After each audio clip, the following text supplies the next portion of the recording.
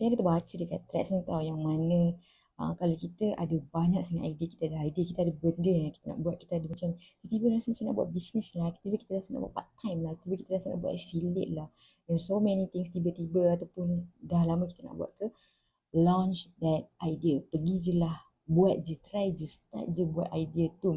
Okay, sebagai contoh, macam contoh anda rasa, saya rasa macam saya nak start buat konten video bercakap lah.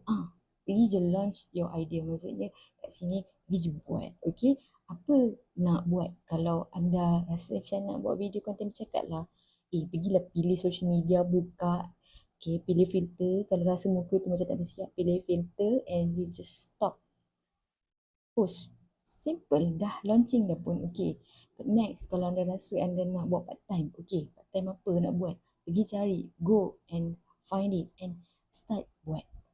Start buat. Tak rugi pun kalau you start buat, sebab at least bila kita dah start buat, kita dah dapat validate dan kita dapat feedback. Oh, bila I start buat, rupanya saya ni ada masalah, rupanya nak pilih filter bila saya nak bercakap depan kamera macam ni. You know? And just launch any idea that comes into your mind. Tak payah nak overthinking sangat. Execute.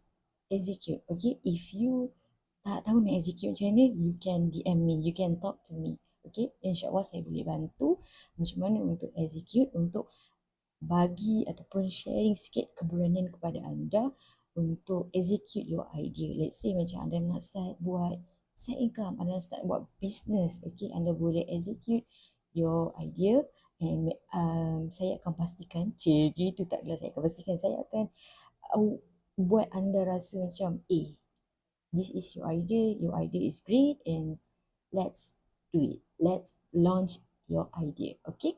I wish you all the best.